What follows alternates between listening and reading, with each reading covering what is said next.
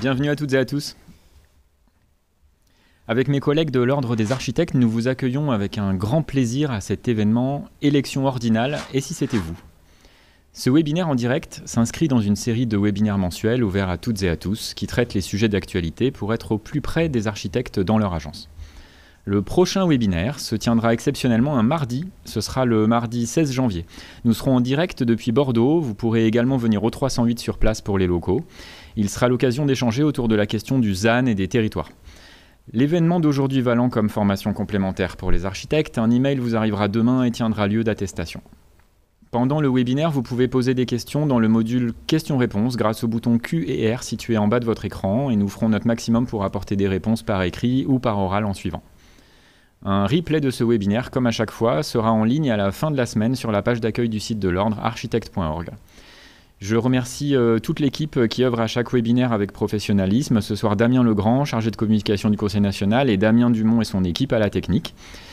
Ce soir, nous allons donc parler des élections ordinales. Tous les architectes ont reçu un premier mail fin novembre pour ce sujet.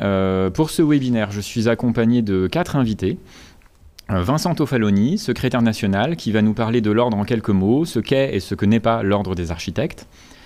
Lydia Di Martino, directrice du service juridique du Conseil national, qui va nous expliquer les règles d'éligibilité et les modalités électorales. Ensuite, Jean-Marc Charlet, conseiller régional et ancien président de son conseil, va nous dire pourquoi se présenter selon lui et nous rappeler à quoi sert un conseil régional de l'ordre. Et Séverine Tardieu va nous apporter son témoignage après ses 2 mandats en conseil régional. Merci à vous 4 d'être avec nous ce soir. Je précise que tous les architectes élus de l'ordre autour de la table sont non rééligibles, moi y compris. Nous ne pouvons donc plus nous présenter à une élection et nous ne ferons pas campagne ni cette fois-ci ni une prochaine fois. Vincent, c'est à toi. Merci, bonsoir à toutes et à tous. Donc effectivement, je suis en fin de mandat. Après un premier mandat régional, je suis aujourd'hui secrétaire du Conseil national et je vais donc en profiter pour présenter un petit peu le contexte ordinal. Donc pour mémoire, l'ordre c'est aujourd'hui 30 000 architectes, peu ou prou. Et parmi ces 30 000 architectes, 300 conseillers qui font fonctionner l'ordre. Organisé à partir de 17 conseils régionaux qui sont coordonnés par le Conseil national. Les conseils aujourd'hui varient en taille en fonction des régions et on est sur des conseils qui sont à partir de 6 pour le plus petit en Guyane et qui vont jusqu'à 30 conseillers en région pour l'Île-de-France. Un conseil, c'est une organisation assez simple. Hein. C'est les conseillers qui sont réunis et qui désignent un bureau qui est donc élu lors de la première séance, composé à minimum d'un président qui est le représentant du conseil régional, jusqu'à 3 vice-présidents, un trésorier et un secrétaire. Aujourd'hui, on voit aussi des postes d'adjoints qui viennent compléter un petit peu cette équipe de base, et notamment en fonction de la densité des sujets à traiter.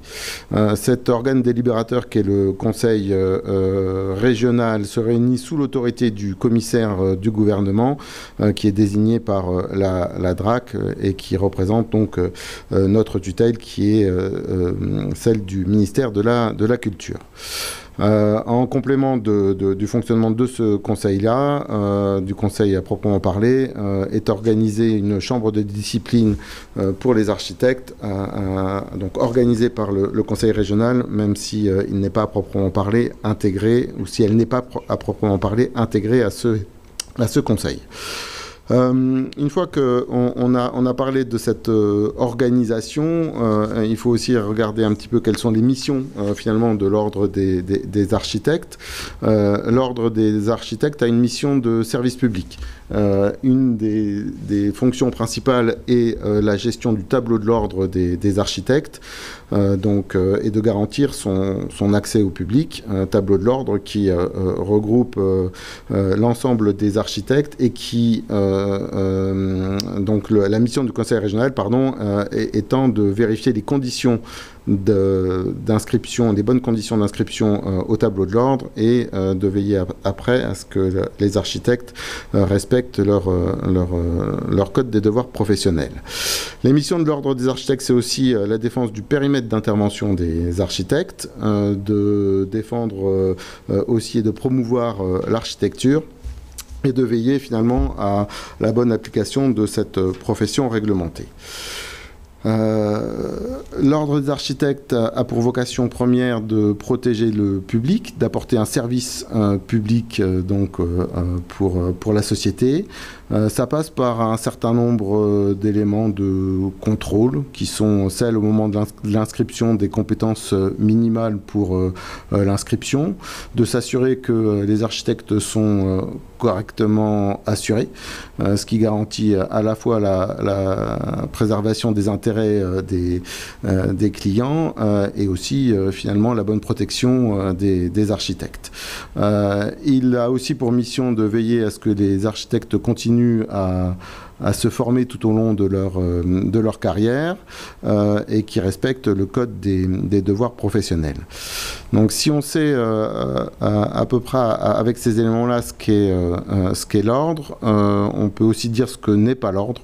L'ordre n'est pas un organe de défense des intérêts particuliers des architectes, mission qui est confiée aux syndicats qui s'en occupent d'ailleurs très bien et qui gèrent aussi le paritarisme.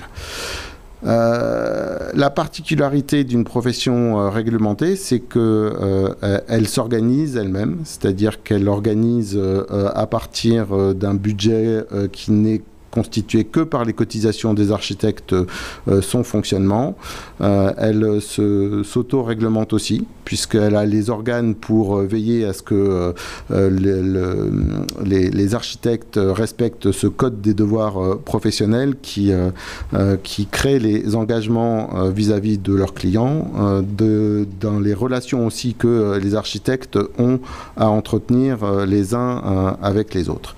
Et finalement, c'est sans doute ce message-là qui m'intéresse de passer ce soir sur cette importance-là de la fonction du conseiller ordinal qui participe au fonctionnement et au bon fonctionnement de sa profession.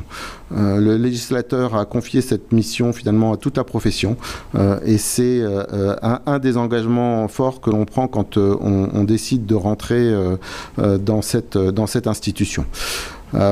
C'est aussi le fruit finalement d'une évolution historique qui commence à la fin du 19e siècle avec l'école des beaux-arts et ce qu'on a appelé le code Gadet, qui était le premier code des devoirs professionnels, que les architectes ont senti la nécessité de créer eux-mêmes pour montrer qu'ils avaient un engagement et des compétences particulières.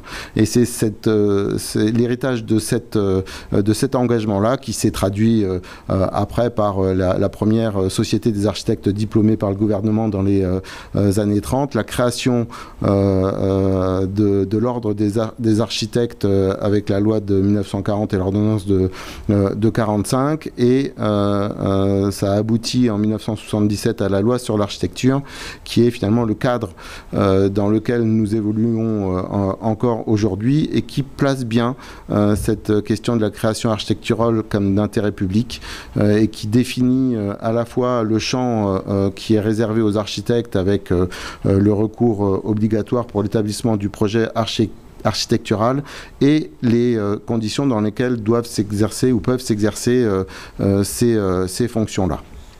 Cette autorégulation, cette autonomie financière, elle continue à se faire sous la tutelle du ministère de la Culture, et voilà.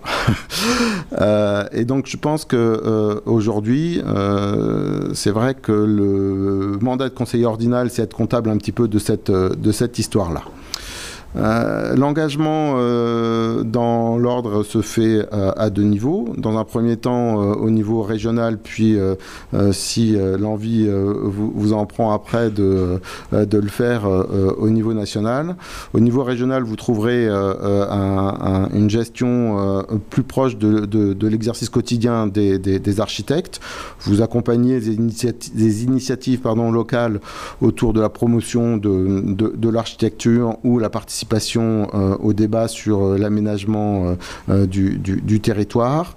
Vous gérez aussi de façon directe le tableau, puisque c'est à cet endroit-là, dans les régions, que les inscriptions et radiations se font. Vous êtes aussi en prise directe finalement avec la problématique du respect des codes des devoirs professionnels, puisque le conseil régional peut mener des enquêtes déontologiques. Il s'occupe aussi des missions de conciliation entre architectes ou avec les maîtres d'ouvrage. Cet engagement qui est au niveau régional, il s'inscrit dans une dynamique qui est celle de l'ordre, constituée de ces 17 régions et du Conseil national, donc soit avec après des interactions interrégionales ou la participation au débat ou aux actions nationales.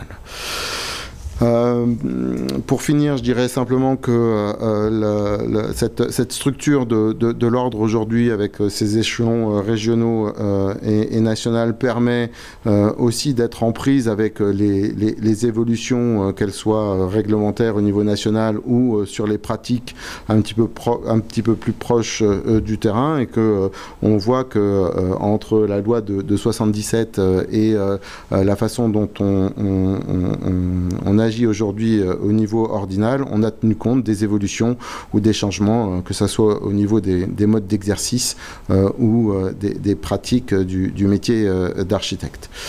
Voilà, en tout cas sur la présentation de l'ordre. Je rajouterai aussi que l'ordre, s'il est organisé nationalement, est aussi inscrit dans une dynamique qui dépasse nos frontières, puisqu'on est aussi en prise avec les problématiques européennes, soit sur des coopérations régionales de part et d'autre des frontières, soit après au niveau national dans les instances, qu'elles soient au niveau européen ou international. Voilà, donc moi je n'aurai qu'un mot pour conclure en tout cas cette première partie, c'est engagez-vous. J'aurais des questions par rapport à ce que tu as dit, mais je les garde pour après. Très bien. Lydia, c'est à toi. Bonsoir. Donc, je vais vous parler très précisément maintenant de l'organisation technique des élections ordinales, en rappelant en préambule que tout ceci est très organisé par la loi sur l'architecture, le décret du 28 décembre sur l'organisation de la profession et le règlement intérieur, qui nous trace, je dirais, un rail pour organiser ces élections. Alors, il y a eu une modification importante cette année. Les élections des conseils régionaux s'organisaient auparavant à 2 tours, et désormais nous sommes passés au scrutin à 1 tour. Donc ça réduit le temps électoral, ça facilite les élections, mais ça modifie aussi l'organisation des candidatures. Donc les dates des élections, elles sont donc fixées réglementairement. C'est un arrêté du ministère de la Culture qui a été publié au mois d'octobre et qui a fixé les dates des élections pour les conseils régionaux, puis pour le conseil national. On commence toujours par le renouvellement des conseils régionaux, puisque ce sont les conseillers régionaux ensuite qui sont électeurs des conseillers nationaux. Donc la date du scrutin se tiendra le 11 mars 2024. Et pour organiser tout ça, vous avez reçu un appel de candidature au mois de novembre, le 27. Vous avez une date limite de dépôt des candidatures qui est fixée réglementairement par l'arrêté et qui a été fixé au 29 janvier à 18h. Dans la plupart des conseils régionaux, puisque les élections sont organisées en même temps sur le territoire, les 17 conseils régionaux se sont mis en ordre de marche en même temps. La date limite de dépôt des candidatures est fixée le même jour pour tous les conseils régionaux qui examineront la recevabilité des candidatures après 18h le 29 janvier. Et donc ensuite nous passerons au process de communication des candidatures, et puis ensuite d'ouverture des plateformes de vote, avec une période de vote qui est organisée entre le 26 février 2024 et le 11 mars, où à 16 heures, seront clôturées toutes les urnes. Alors, c'est du vote électronique qui se déroule depuis déjà maintenant 13 ans, qui fonctionne bien, qui est facile à utiliser. Mais en attendant de parler du vote, je vais vous parler plutôt des modalités de présentation des candidatures, avec une première partie qui concerne les conditions d'éligibilité, c'est-à-dire votre éligibilité à titre personnel, et ensuite j'aborderai la question de la recevabilité des listes, puisque en remontant d'un cran, aujourd'hui, les candidatures individuelles ne sont plus admises. Ça, c'était un gros changement qui est intervenu en 2016. Ce sont des candidatures obligatoirement par liste. Ce sont des listes paritaires et représentatives. Ça, je vous en parlerai tout à l'heure pour les listes, parce que pour le moment, pour faire partie des listes, il faut soi-même être éligible. La première règle d'éligibilité, elle a été fixée en 2016, où il y a eu aussi, là encore une fois, une grande modification. C'est que le principe, je dirais, de limitation des mandats est intervenu dans la loi sur l'architecture, et que donc désormais, pour pouvoir être éligible, les candidats ne doivent pas avoir déjà effectué 2 mandats, soit en région, soit au national. Donc, pour pouvoir être éligible aux prochaines élections portant renouvellement du conseil régional, lequel est renouvelé par moitié tous les 3 ans, il faut soit ne pas avoir fait du tout de mandat, et comme ça on arrivera à son premier mandat, soit alors avoir déjà été élu une fois dans un conseil régional, ce qui permet d'être élu une deuxième fois dans un conseil régional, mais ne permettra plus, après, de pouvoir être éligible au conseil national, puisque la limitation des mandats vaut pour l'intégralité, je dirais, de la représentation ordinale. Ça, c'est le premier point. Donc, c'est vraiment un point important, en sachant que cette règle, elle est intervenue en juillet 2016, et que donc, pour tous les architectes qui ont eu auparavant une histoire dans l'ordre, eh bien, on a effacé leur passé ordinal, ils sont repartis à zéro. On ne prend pas en compte les mandats qui ont été effectués avant le 8 juillet 2016. Donc ça veut dire que si on peut revenir se représenter dans un conseil régional pour éventuellement faire part de son expérience professionnelle acquise ces dernières années. Donc ça, c'est la première règle importante donc d'éligibilité. Les deuxièmes règles, alors bon, je passe celle-ci parce que c'est un tableau. Les deuxièmes règles, ce sont des règles qui sont liées plus à la situation personnelle de chaque candidat. La première règle, c'est qu'il faut être à jour du paiement de ses cotisations. La cotisation est obligatoire pour chaque architecte inscrit au tableau, et que là, la première règle électorale, c'est d'être à jour du paiement de ses cotisations ordinales sur les 5 dernières années. Alors, en sachant que la cotisation ordinale, elle est éligible, elle doit être payée au 31 mars de l'année. Pour les élections qui portent renouvellement du conseil régional, les années que l'on prend en compte, c'est les années de 2019 à 2023 inclus. La cotisation 2024 pour l'élection du conseil régional n'est pas prise en compte, et par contre sont considérés comme étant à jour du paiement de leur cotisation les architectes qui ont procédé au versement régulier, ceux qui ont bénéficié de dispositions particulières d'échelonnement, et ceux dont l'inscription au tableau évidemment est intervenue au cours de ces périodes, les années où ils n'étaient pas inscrits, ils n'étaient pas redevables de leur cotisation ordinale, et donc ils sont considérés comme étant évidemment à jour. Chaque architecte doit produire dans son dossier de candidature une attestation de paiement de la cotisation ordinale qui s'obtient facilement, et je vous en dirai plus à la fin, sur votre espace architecte dans la rubrique élection ordinale. Donc c'est un document, une fois que vous êtes à jour, c'est automatique, vous la téléchargez, c'est conforme, vous n'avez plus qu'à la mettre dans votre dossier.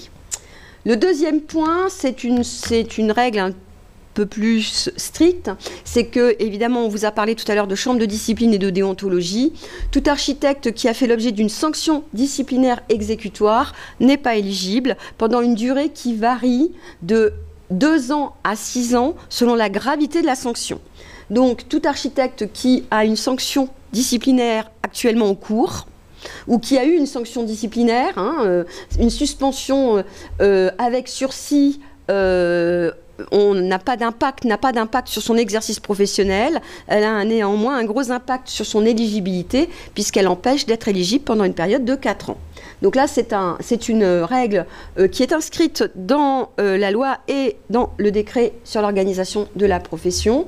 Et donc, pour nous tenir compte de l'éligibilité, eh bien, il faut évidemment que les sanctions disciplinaires, elles aient été notifiées aux parties, que la partie n'ait pas fait appel et que donc on ait une sanction qui soit devenue, on va dire, exécutoire. Donc ça, ce sont des termes très juridiques, mais néanmoins, tout architecte sanctionné, hélas, n'est pas éligible. Le troisième point, concernant l'éligibilité ou l'inéligibilité, c'est qu'il est nécessaire de ne pas être suspendu du tableau pour défaut d'assurance. Et là, cet état de suspension du tableau pour défaut d'assurance, petit aparté pour les architectes qui exercent et qui engagent leur responsabilité, l'assurance est une condition de maintien au tableau. Nous, tous les ans, les conseils régionaux contrôlent l'assurance de chaque architecte et si l'architecte n'a pas été en mesure de produire son attestation d'assurance, il est passible d'une suspension du tableau pour défaut de production d'attestation d'assurance. Et cette situation, lorsque nous examinerons la recevabilité des candidatures le 29 janvier, si l'architecte est en état de suspension, il ne sera pas éligible. Alors, évidemment, la suspension du tableau, c'est un état éphémère, c'est-à-dire que si l'architecte produit une attestation d'assurance, la suspension disparaît. C'est un état provisoire. Donc, ce sera juste au moment du 29 janvier que cette situation sera examinée. Donc ça, ce sont des règles qui sont propres à chaque architecte à titre individuel. Ensuite, on a évidemment des règles de présentation et de recevabilité des listes. Donc, selon le conseil régional, il va y avoir entre 3 sièges à pourvoir. Ça, c'est pour les conseils régionaux constitués de 6 membres, et donc la Martinique et la Guyane. Entre 3 et 4, selon d'ailleurs qu'il y ait eu des démissions ou pas, jusqu'à 15 sièges à pourvoir pour le Conseil régional d'Île-de-France, composé de 30 membres et donc qui est renouvelé par moitié. Donc une liste, d'abord les candidatures individuelles ne sont plus admises depuis quelques années, donc une liste se doit d'être paritaire et représentative des territoires. La parité, elle a été imposée par le législateur il y a quelques années. Il y a eu une commission pour la parité, l'égalité, qui ont imposé à tous les ordres de désormais avoir une représentation paritaire au sein de leur structure, aussi bien au sein des conseils qu'au sein, je dirais, des bureaux. Presque. Et donc, pour pouvoir imposer cette formation paritaire, eh bien, on est monté d'un cran et on a, en tout cas les élections de l'ordre des architectes, prévu un système qui consiste à obliger les candidats à se présenter par liste paritaire. Alors, liste paritaire, c'est simple. S'il y a 12 sièges à pourvoir, la liste doit être composée de 6 hommes, 6 femmes. Alors, en sachant qu'il y a une particularité, c'est qu'une liste, elle peut être incomplète. Une liste incomplète est recevable à la condition qu'elle comprenne la moitié des sièges à pourvoir. Donc, sur une région qui aura 12 sièges à pourvoir, une liste de 6 candidats est recevable, mais à la condition qu'il y ait 3 hommes et 3 femmes. Alors, pour les listes, évidemment, pour le nombre de sièges à pourvoir qui sont impairs, eh bien, là, c'est facile. Vous voyez bien mon dessin. Sur 9 sièges à pourvoir, c'est 4 hommes, 5 femmes, ou l'inverse, c'est-à-dire 5 hommes, 4 femmes, pour être recevable. Ça, c'est le premier point qui est vraiment important et qui a vraiment changé, je dirais, qui tend vers la parité. Je vous expliquerai pourquoi, parce que les listes, en fait, vous avez une particularité dans les élections ordinales, c'est que ce sont des candidatures par liste, mais ce n'est pas un scrutin de liste. J'y viendrai à la fin, si on a un peu de temps. Le deuxième point qui est important, c'est que les listes doivent assurer la représentativité des territoires. Alors, cette règle, elle a été imposée lorsqu'il y a eu la réforme territoriale, que la réforme territoriale administrative a eu un impact important sur l'organisation de l'ordre des architectes, puisque nous sommes passés de 26 conseils régionaux à 17 conseils régionaux, puisque nous suivons l'organisation administrative du territoire. Donc certaines régions ont été regroupées, beaucoup, le Grand Est, la Nouvelle-Aquitaine, la Normandie, les Hauts-de-France. Il y a peu de régions françaises qui n'ont pas été impactées par la réforme territoriale. Et donc, ces régions qui sont devenues très importantes en termes géographiques, etc. Il a fallu faire en sorte quand même qu'il y ait des représentants élus qui représentent ce territoire important. Et donc, notre ministère de la Culture a modifié nos textes pour imposer une représentativité territoriale, à savoir que dans la liste, il doit y avoir des candidats qui sont issus de départements différents. Alors c'est gradué selon l'importance évidemment du territoire. Lorsque nous avons une région qui est constituée de moins de 5 départements, la représentativité territoriale de la liste, elle est, on va dire, pas difficile, puisqu'il faut 2 candidats établis dans 2 départements différents. Et la notion d'établissement, elle est importante, parce qu'il s'agit donc, il s'agit du lieu il s'agit du lieu de l'activité professionnelle du candidat déclaré. Alors là, c'est de la théorie, et voilà en fait de manière illustrée comment doit se représenter la représentativité territoriale. Pour l'Auvergne-Rhône-Alpes, nous avons 12 départements.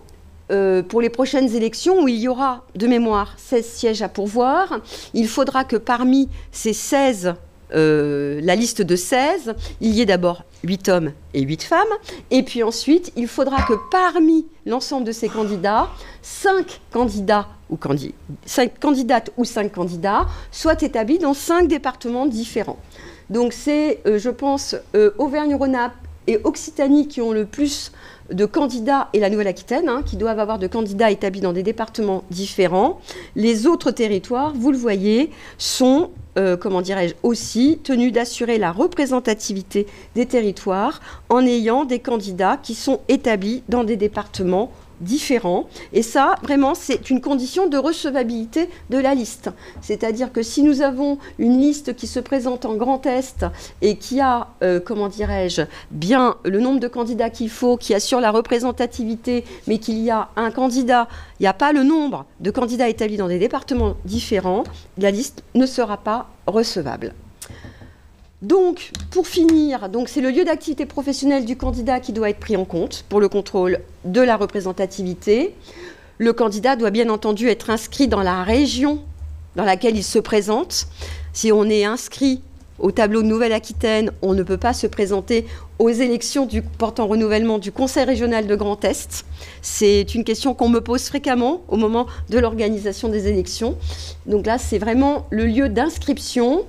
Et puis ensuite, ce sont des règles. Alors ces règles de représentativité, il y a des exceptions. Elles ne s'appliquent pas aux conseillers, au renouvellement des conseils régionaux, des collectivités ultramarines et de la collectivité de Corse, puisque ce sont des régions où il n'y a pas plusieurs départements. Et puis on a un cas spécifique pour la Réunion Mayotte, où là la représentativité, elle a un peu été aménagée par le législateur. C'est-à-dire qu'à la Réunion Mayotte, il faut obligatoirement qu'il y ait un candidat établi à la Réunion et un candidat établi à Mayotte sur la liste à renouveler.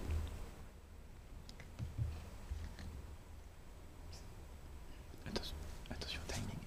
Enfin, pour finir, vous êtes tous peut-être déjà au courant que sur votre espace architecte, nous avons une rubrique élections.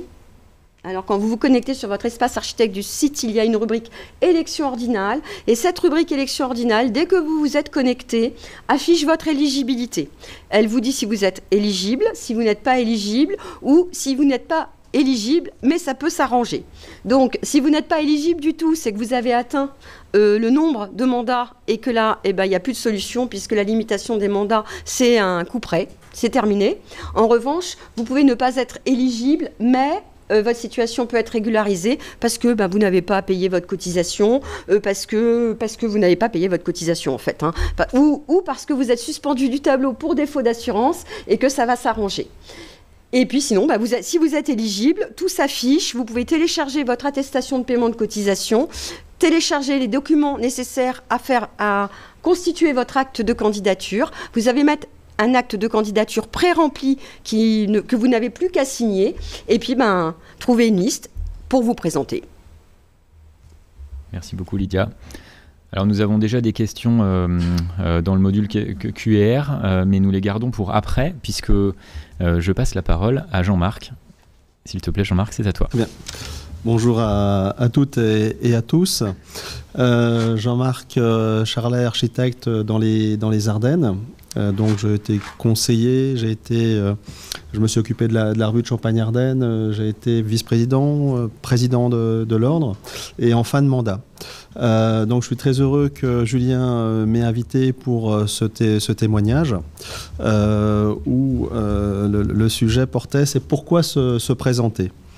Dans un premier temps. Donc voter est un acte citoyen minimum, j'allais dire, mais se présenter, c'est être acteur d'un outil démocratique que je considère notre institution comme cela, parce que même si nos textes sont un petit peu complexe à comprendre et à intégrer, malgré tout, il se veut transparent et égalitaire par rapport à nos différences qu'on a dans nos territoires. Et être acteur de cette démocratie, c'est pour, en tant que conseiller, être certain, en tout cas, moi je peux en témoigner, que notre voix, que notre vote compte au quotidien, dans toutes les décisions qu'on peut prendre, dans cette société qu'on souhaite transformer petit à petit. Il n'y a pas de grand soir. C'est un travail quotidien et sur le temps dans lequel je me suis investi pour l'institution, qui est un peu plus de 12 ans, 13 ans exactement, on voit qu'on a pu, chacun à la mesure de nos fonctions, apporter une pierre à l'édifice. Donc l'État nous fait confiance en nous donnant cette délégation. Donc on a la chance de pouvoir s'auto-réguler, de participer à l'intérêt public pour améliorer notre cadre de vie et donner les conditions à nos confrères, à nos consoeurs de travailler dans les meilleures conditions possibles et apporter les garanties aux maîtres d'ouvrage. Donc on devrait tous être candidats, à mon avis, un jour dans sa carrière pour pouvoir porter et s'investir dans cette belle aventure humaine, parce que c'est vrai que rencontrer des confrères de différentes régions avec leurs différentes expériences, leur énergie, leur passion est stimulant. Et je pense que ce qu'on a vécu comme expérience, on ne l'aurait jamais fait dans son agence ou dans son activité quotidienne. Donc ça implique forcément de sortir de sa zone de confort. Donc il n'y a pas de prédestination à être conseiller, on y vient avec sa propre expérience et surtout ce qui est fondamental, c'est de pouvoir représenter son mode d'exercice. Donc il n'y a pas un mode d'exercice qui est privilégié pour être conseiller, mais c'est bien pouvoir être représentatif de l'ensemble de la manière dont la profession s'exprime, que ce soit salarié, en libéral ou autre mode d'exercice. J'avais un deuxième volet correspondant à la représentation du CROA, c'est-à-dire à l'échelle régionale. Vincent, tu l'as expliqué tout à l'heure en détail dans son mode de fonctionnement. En fait, il faut bien comprendre que c'est l'outil qui est en contact direct sur les territoires, sur chaque département. Donc c'est pour ça qu'il y a une règle très complexe dans la représentativité où on veut absolument qu'on ait le plus de candidats pour pouvoir être en maillage le plus fin. Donc il faut le voir comme des contraintes, mais en fait c'est pour être très et plus efficace dans nos actions au quotidien. Moi j'ai été président on dit président de la fusion parce qu'il y a eu la réforme territoriale et j'ai pu voir on va dire les différences de manière d'aborder les sujets, même la culture est différente et il a fallu harmoniser nos décisions, et c'est un enjeu aussi qui implique la profession, c'est de pouvoir, en tout cas sur l'ensemble de notre territoire, avoir des décisions et des procédures uniformes qui respectent les délais et qui aient une cohérence. Donc c'est un travail qui est en cours et qui est indispensable pour qu'on ait les mêmes règles du jeu. Mais parallèlement à ça, il y a beaucoup de choses qui peuvent s'adapter et se mettre en place dans chaque département ou dans chaque région. Donc on est acteur de notre territoire, on est animateur, on accueille les jeunes inscrits, ce qui est vraiment très agréable de voir les nouvelles générations venir s'inscrire au tableau, de les accueillir et de poursuivre des discussions avec eux. C'est de partager cette passion commune. Voilà, c'est quelque chose qui nous paraît important de traduire. Et de bien comprendre, vous allez vivre une aventure. Véritablement, je ne sais pas laquelle, je ne pensais pas faire un webinaire ce soir, et voilà, donc on y arrive, on arrive toujours à jongler avec son agenda. J'ai une petite structure et en s'organisant, on arrive à se partager et à faire des petits miracles au quotidien. Nous, dans le Grand Est, on a par exemple créé l'association Cap Grand Est pour s'occuper de la commande publique. On l'a voulu externaliser de l'ordre, de l'institution, pour permettre à d'autres membres, confrères, de pouvoir participer à ces actions. Voilà, c'est une manière d'avoir apporté une réponse locale. D'autres ordres apportent d'autres réponses sur d'autres sujets. Donc on essaye de regarder ce que font les autres pour dire est-ce qu'on peut le développer dans notre territoire. Donc il y a une synergie vraiment très enrichissante que j'ai pu mesurer à travers 13 années de partage. Je te laisse, Séverine, peut-être développer un peu le... Donc, bonsoir à tous et à toutes. Séverine Tardieu, je suis architecte dans le sud-ouest, Pyrénées-Atlantiques. J'ai une petite agence et je suis élue donc depuis 2 mandats et je termine mon mandat en étant vice-présidente du pôle de Pau. Donc moi, quand je me suis inscrite à l'ordre, finalement, c'était au tout début. Quand je suis sortie de l'école, je trouvais qu'il fallait absolument être très nombreux. Et on était plus nombreux et on était plus représentatifs et plus forts. Et puis les circonstances ont fait que je me suis... la bouteille, voilà. Donc je me suis présentée aux élections et j'ai été élue. Et là, donc, je vais vous parler un peu de ce que j'ai vécu pendant ces 12 ans. Le début est un peu surprenant. On arrive comme ça dans un grand bain. Le conseil est déjà constitué pour moitié. On est des nouveaux élus. Et on apprend un peu à découvrir un peu toutes les actions que fait l'ordre et nos colistiers. Ce qui se passe maintenant, c'est que l'on fait des séminaires en début de nouvelles élections pour pouvoir présenter toutes les facettes et tous les axes dans lesquels on peut s'investir, qui vous permettent après de choisir ce qui vous correspondra et ce qui vous intéresse. Donc, dans chaque conseil, on a plusieurs commissions. On a, un peu dans le désordre, la commission juridique, qui étudie les dossiers qui sont présentés par des architectes et qui peuvent être soit des litiges entre architectes et clients, entreprises, entre architectes eux-mêmes.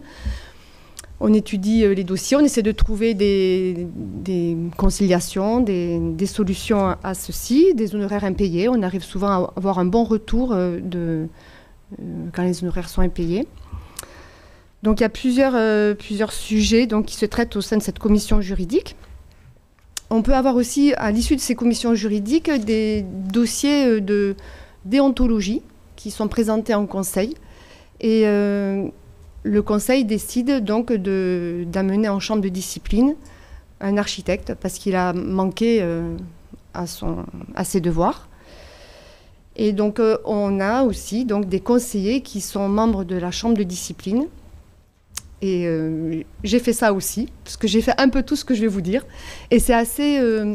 ça paraît pas très attirant comme ça, mais en fait c'est très intéressant. Parce qu'on arrive vraiment à décortiquer ce qui se passe au niveau de la profession. Et on a des relations aussi avec des avocats, avec le président du tribunal. Et on a une vraie enquête. C'est une action qui est intéressante à mener aussi. On a une commission sur la commande publique qui a été un petit peu modifiée ces derniers temps en Nouvelle-Aquitaine, qui a été au contraire réinternalisée, mais qui reste ouverte à des architectes qui peuvent être volontaires et qui ne sont pas forcément élus. Et ça permet effectivement de surveiller un peu ce qui se passe et d'envoyer des architectes aussi en jury de concours. On a une commission communication qui est en charge du journal, mais aussi du site web, de ce que l'on peut avoir à communiquer, des newsletters.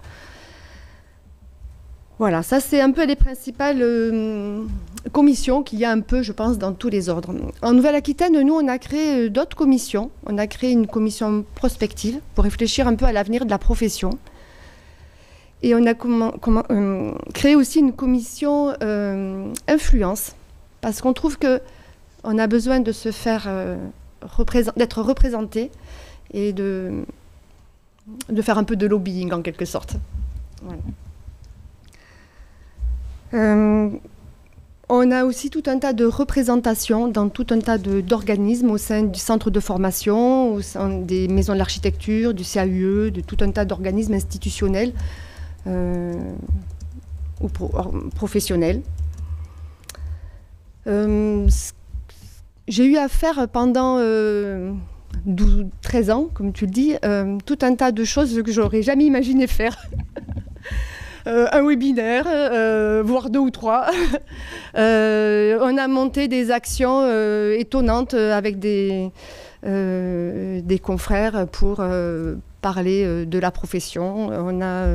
J'ai participé à une commission sur l'accessibilité ici au Conseil national. On fait vraiment tout un tas de choses.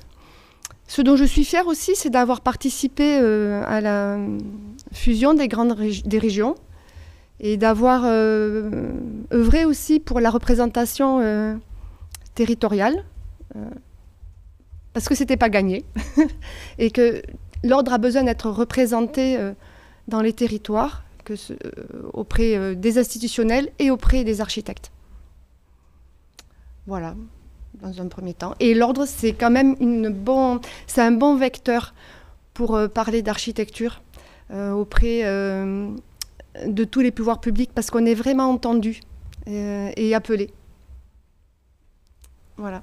Est-ce que l'un ou l'une de vous a parlé du temps à passer, du temps à consacrer en moyenne? C'est évidemment très variable en fonction d'un conseiller à l'autre, d'un président à l'autre, surtout de conseiller ou président. Vous pouvez nous donner une fourchette à peu près? On va dire que ça dépend un peu dans quoi on s'engage. Quand on est conseiller, on a un conseil toutes les 8 semaines. En Nouvelle-Aquitaine, il dure 1 jour et demi, certains mettent 3h30 pour venir, donc c'est pas neutre. Donc on a organisé sur 1 jour et demi en ayant l'après-midi sur les commissions pour parler et échanger sur tous les sujets dont on vient de parler. Et le lendemain pour avoir les sujets plutôt régaliens en conseil. Voilà. Après, on a la commission juridique qui est plutôt toutes les 3 semaines. Et on a, après, en fonction des représentations que l'on peut avoir, des réunions qui s'intercalent. Voilà. Et quand on est vice-président, c'est un bureau, 3 bureaux par mois. Donc effectivement, il y a un engagement incompressible en termes de temps pour pouvoir participer aux échanges et voter en toute connaissance de cause. Donc dans le fonctionnement régalien, on va dire, de l'institution, on est à peu près sur 2 journées par mois. Et puis ensuite, on est sur un temps plus investi qui peut être assez récurrent par semaine, qui peut être un jour ou une demi-journée. C'est vrai que le Covid nous a permis de pouvoir déployer des échanges via la visio. Donc il y a beaucoup de commissions qui en fait utilisent cet outil et nous permettent d'éviter de nous déplacer et de perdre du temps de transport. On essaye de faire faire région, hein, de penser région. C'est pas des petits groupes qui travaillent dans des territoires ou dans les anciennes régions. C'est de garder cette cohérence, et cette cohérence se fait par des échanges, souvent en vision au niveau des travails, et puis ensuite pour constituer, matérialiser, créer des chartes ou des conventions, là se fait en présentiel, parce qu'on a besoin aussi de temps d'échange, et également on en parlait tout à l'heure de convivialité, où on a besoin de se rencontrer et aussi d'aller un petit peu plus loin dans nos discussions. On va aussi sur des dimensions philosophiques. Hein. Qu'est-ce que l'architecture, un architecte, la HMO donc des questions qui a nécessité d'avoir des débats et s'opposer à des sensibilités différentes. Je voulais dire aussi qu'on était appuyé par des salariés, qu'on disait permanents ou permanentes, qui constituent aussi un corps très important au niveau de l'institution, donc qui a l'expertise, le contrôle, aussi la qualité de pouvoir accompagner le conseil. Donc quelqu'un qui n'a pas lu le règlement intérieur dans son intégralité peut très bien venir et se porter candidat, parce que de toute façon il sera accompagné et encadré par nos permanentes et permanents. Après, le temps, c'est certes, ça prend un peu de temps, mais c'est très enrichissant, parce qu'on est baigné quand même dans tout un tas de débats, et c'est très intéressant d'avoir tous ces sujets qui se... voilà. Merci beaucoup pour vos témoignages. Je pense que c'est ce qui peut orienter les inscrits du webinaire de ce soir à se rendre compte de ce que ça change dans le quotidien d'un ou une architecte. Je prends quelques questions au passage. C'est plutôt pour toi, Lydia, c'est un côté sur les règles électorales. Les règles sont les mêmes dans les 17 régions, à part le nombre de candidats, qui est lié au nombre de conseillers qui sont renouvelés par moitié, et éventuellement plus quand il y a eu des démissions ou autres. La parité est la même dans toutes les régions. On a eu une question sur une région en particulier qui, la dernière fois, a eu beaucoup de femmes élues et très peu d'hommes. Si je me rappelle bien, c'était à cause des 2 tours. Enfin, à cause ou grâce... En tout cas, c'était lié aux 2 tours, et en tout cas, ça n'aura plus lieu avec un seul tour. Non, pas du tout. C'est beaucoup plus... En fait, pour pouvoir imposer la parité, ce que j'ai expliqué tout à l'heure, c'est que la première modification des textes a été d'introduire dans la loi sur l'architecture une règle selon laquelle l'électeur doit voter à parité. S'il ne vote pas à parité, son vote est nul. Donc pour pouvoir assurer cette règle, puisqu'auparavant on avait des candidatures individuelles, c'était compliqué, on a modifié les textes, et les textes ont imposé les listes paritaires. Mais l'électeur peut voter à parité, et il se trouve que s'il y a plusieurs listes, il peut panacher.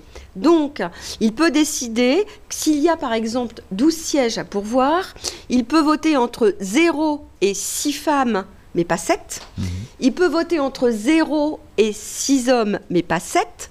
Donc, selon les régions et selon, finalement, l'électeur, est-ce qu'il va connaître tel ou tel candidat, etc. Il se trouve que, pour reprendre la région d'Auvergne-Rhône-Alpes et les dernières élections, on renouvelle le conseil par moitié. Donc, ce vote à parité ne se passe que sur la moitié du conseil, qui donc présente des listes de 6 et 6. Donc, un électeur peut tout à fait décider de ne voter que pour des hommes ou pour que des femmes.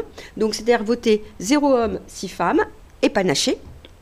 C'est ce qui s'est passé aux dernières élections, et c'est assez indépendant des 1 tour ou 2 tours, même si le deuxième tour favorisait ça. Puisque au premier tour, finalement, on va voter des listes. Au deuxième tour, il va rester plusieurs personnes, et c'est là que le panachage intervient plus souvent. Donc, il se trouve qu'en Auvergne-Rhône-Alpes, les électeurs d'Auvergne-Rhône-Alpes ont choisi de panacher et de privilégier les femmes.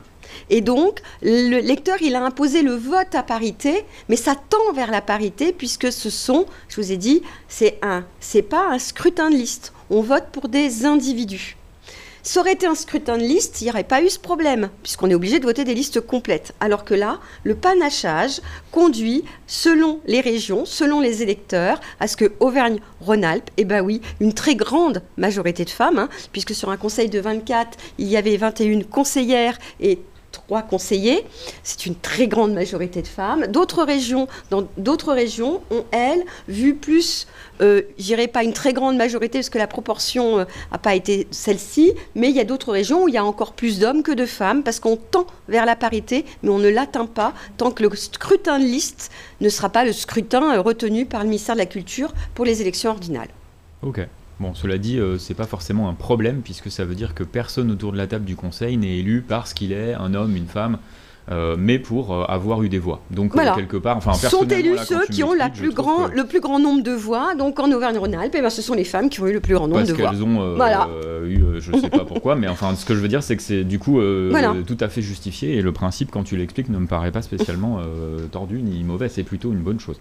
La composition des non-sortants n'intervient pas sur la composition des listes, je voulais que tu le confirmes. C'est-à-dire que, par exemple, dans cette région, pour continuer, mais ça peut être pareil dans une autre région, il y a plus de femmes non sortantes dans le Conseil, dans la partie qui reste, et donc, mais ça ne change rien. Ça ne change rien. À ceux qui arrivent, qui se présentent dans des listes équilibrées hommes-femmes, et ensuite, les électeurs font leur travail et votent. Eh oui, on ne tient pas compte de ceux qui restent, on tient compte simplement que s'il y a 12 sièges à pourvoir, la moitié hommes, la moitié femmes. On ne déduit pas le nombre de femmes et d'hommes qui restent pour pouvoir reconstituer des listes. C'est pas comme ça, en tout cas, que les règles ont été écrites. Ok. Je crois que c'est clair. Merci pour ça. J'attrape d'autres questions. Les conseillers sont-ils rémunérés? Alors, à mon avis, ils sont indemnisés. Et qui veut répondre? C'est une question pour les conseils régionaux plutôt, ou est-ce qu'il n'y a pas de règle nationale là-dessus? Il y a une disposition réglementaire qui prévoit l'indemnisation des conseillers régionaux et des conseillers nationaux. Donc, réglementairement, c'est autorisé. Donc déjà, il y a un premier point qui est oui. Et après, il y a des règles qui s'appliquent selon les régions. Alors, c'est vrai que c'est fondamental, cette question et la manière dont on est organisé. C'est que, quand je parlais tout à l'heure de démocratie, c'est-à-dire que le Conseil régional de l'ordre est autonome dans la gestion de son budget. Donc c'est les 24 conseillers, par exemple pour le Grand Est, qui sont élus, qui gèrent la répartition de ce budget. Bien évidemment, il y a une masse salariale, il y a des frais fixes, etc. Donc, comme tout bon gestionnaire, il y a des frais qui s'imposent, qu'on doit honorer, parce qu'on a la responsabilité du coût. Il ne suffit pas d'avoir l'autonomie de cette gestion, il faut en assumer aussi la responsabilité de pouvoir apporter cette gestion. Et jusqu'à présent, il n'y a aucun conseiller, enfin aucune région n'a déposé de bilan, c'est que on est bien géré, et le transfert de ce côté-là se fait bien aussi, on a cette préoccupation, et donc pour cette bonne gestion, c'est le Conseil qui décide de ces indemnités. Donc, alors par contre, c'est vrai que c'est toujours un long débat de la manière dont on le fait, donc on essaye de réfléchir pour qu'il y ait un guide peut-être qui permet un peu de préparer un petit peu le terrain, parce que c'est une science un petit peu complexe entre ceux qui se déplacent et qui viennent de loin, qui passent du temps dans le déplacement, et ceux qui sont à côté et qui ont la chance d'être à côté du siège ou d'un pôle. Donc, est-ce qu'on indemnise le temps de déplacement? Est-ce que c'est au kilomètre? Et puis, est-ce qu'on indemnise le conseil ou pas, la présence au conseil ou pas, parce qu'on préfère indemniser les actions, où on dit non, il faut être présent. Et c'est vrai que pour des personnes qui sont, par exemple, je parlais de mode d'exercice, qui sont salariés, qui n'ont pas d'autre valeur que leur salaire, et de prendre un jour de congé pour venir à l'ordre, ça me paraît tout à fait logique aussi qu'il y ait une indemnité pour pouvoir compenser aussi cette perte, parce que il y a à trouver cet équilibre toujours fragile. Donc on essaye de l'adapter et de le faire évoluer. On voit bien qu'au fil et à mesure du mandat, on ajuste aussi cette indemnité. Alors il n'y a pas de tabou.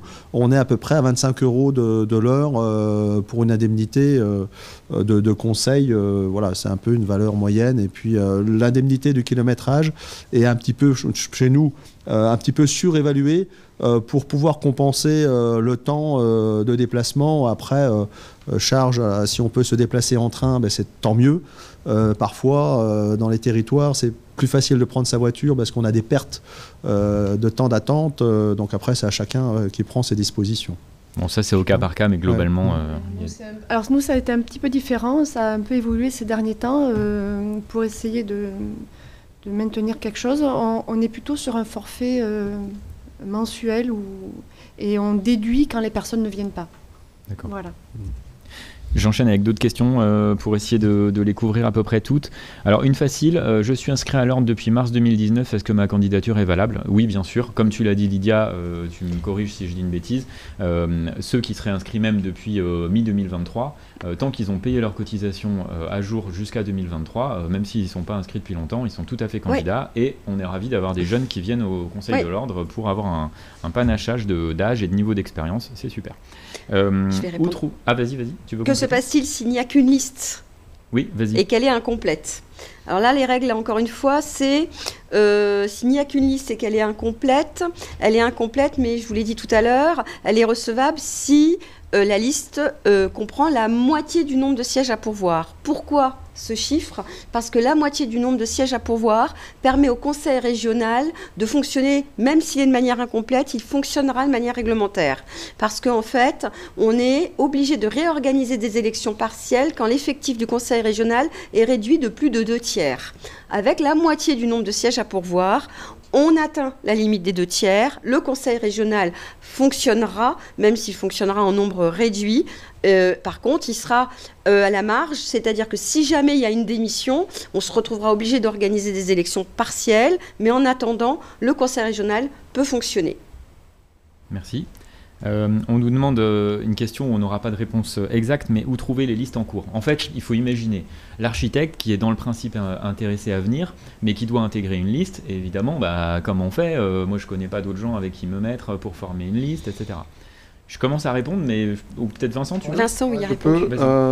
En fait, effectivement, le conseil régional n'organise pas à proprement parler les listes. Par contre, les conseils régionaux vont organiser des réunions d'information autour des élections. Il y en a déjà un certain nombre qui sont programmés dans vos conseils régionaux. Et c'est l'occasion soit de rencontrer d'autres candidats, soit éventuellement d'avoir vent de listes qui seraient en cours de constitution, quoi. En Nouvelle-Aquitaine, c'est vendredi 14h. Ouais. Et en Grand Est? C'est demain, dans le Grand Est. Dans les 3 pôles. Dans les 3 pôles, oui. Donc effectivement, il faut apprendre à se montrer, à être présent, même par d'autres réseaux, par la maison d'architecture, par les syndicats, par d'autres partenaires qui ont l'habitude d'être en discussion et en relation avec l'ordre. Donc ça va quand même assez vite et il y a quand même beaucoup d'occasions dès l'instant il faut sortir de son agence. Dès l'instant qu'on sort de son agence, qu'on met un pas dehors, tout de suite on se met en réseau, on échange, on discute et on se présente et voilà, on se met dans une dynamique.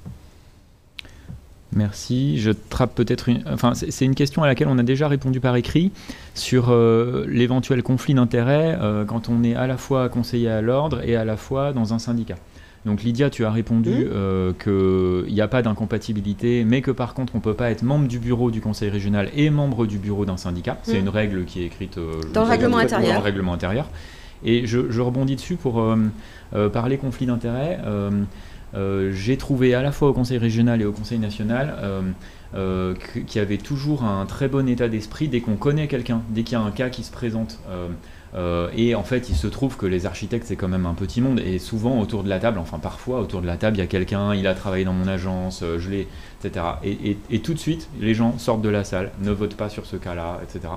Et voilà, c'est quelque chose qui fonctionne très bien, je trouve, parce que tout le monde est bien pensant sur ça et qui marche, quoi. Donc, les conflits d'intérêts, ils sont inexistants sur ces sujets. Il y a une question un peu étrange, je voudrais rebondir, c'est comment rejoindre une liste avant les élections pour représenter ceux qui sont hors région? Alors, en fait, on n'est pas hors région. On n'est peut-être pas domicile, on est forcément inscrit dans une région, même si l'exercice, il est exclusif à l'étranger. Donc, quoi qu'il en soit, c'est le lieu d'inscription au tableau qui conditionne la candidature. Si vous êtes inscrite en Île-de-France, vous vous présentez en Île-de-France et pas ailleurs. Si vous avez une activité professionnelle, c'est donc vraiment ce lieu d'inscription. Et il y a toute une mécanique chez nous qui s'appelle les transferts. Il y a eu quelques transferts, mais tous les transferts qui interviennent depuis le 28 novembre ne sont plus pris en compte parce qu'on arrête la liste le 27 novembre, le jour de l'appel de candidature. C'est une règle qui est établie dans le règlement intérieur. Il faut à un moment donné arrêter la liste des personnes, des électeurs. Et puis la liste aussi qui conditionne, parce que pour pouvoir être éligible, il faut être électeur. Voilà. Et c'est l'adresse du siège social qui compte, c'est ça? C'est l'adresse de l'activité principale de l'architecte qu'il estime, qu'il a déclaré lui. C'est-à-dire que s'il estime que son activité principale est en Île-de-France, alors il a demandé son inscription en Île-de-France. S'il est inscrit en Île-de-France, qu'il n'a pas demandé son transfert dans une autre région, alors que peut-être son activité principale s'est déplacée, il aurait fallu qu'il demande son transfert. S'il reste inscrit en Île-de-France ou en Nouvelle-Aquitaine, ou peu importe, c'est le lieu d'inscription qui conditionne la candidature. Et alors, pardon, une question supplémentaire sur le même sujet. Je suis inscrite en nom propre à l'ordre de la région Centre et inscrite en société en Guadeloupe. Est-ce que je peux me présenter en Guadeloupe? Du tout. C'est la région c'est l'architecte personne physique qui est candidat. La société d'architecture, c'est une autre entité. Elle peut être inscrite ailleurs, mais les sociétés d'architecture, ce sont des structures d'exercice professionnel. En revanche, c'est le lieu d'inscription de la personne architecte, la personne physique. Merci. On nous précise qu'en région PACA, la réunion d'information, c'est demain à 18h. Une question peut-être, une dernière, après il faut qu'on s'arrête, c'est l'heure. Un âge pivot, peut-on se présenter En fait, je crois que c'est la question des architectes qui sont à la retraite ou bientôt à la retraite. Est-ce qu'il y a des sujets autour de ça Il n'y a pas de limitation d'âge. Voilà. La condition, c'est de rester inscrit au tableau. Oui, okay. et de rester inscrit au tableau tout au long du mandat. C'est-à-dire qu'un architecte qui passerait à la retraite et qui, du coup, sortirait du tableau ne pourrait plus être conseiller ordinal, quoi. Compris. Bon, il faut qu'on s'arrête, c'est toujours trop court, mais on essaye de tenir l'heure de 19h. Merci beaucoup à tous les quatre, merci à l'équipe technique. On se retrouve donc en janvier. Comme je le disais au début, pour ceux qui n'étaient pas encore arrivés, on sera en direct de Bordeaux, donc les Bordelais et néo-aquitains, vous pouvez venir à Bordeaux au 308. On sera aussi en direct sur internet dans ce webinaire. C'est le mardi, je ne veux pas dire de bêtises, le mardi 16 janvier à 18h. Et donc nous parlerons du ZAN, du zéro artificialisation net, avec des invités qu'on vous présentera d'ici là dans des prochains blocs net. Merci à toutes et à tous d'avoir suivi ce webinaire qui sera en replay bientôt sur le site de l'Ordre. Bonne soirée. Merci. Merci. Merci, au revoir.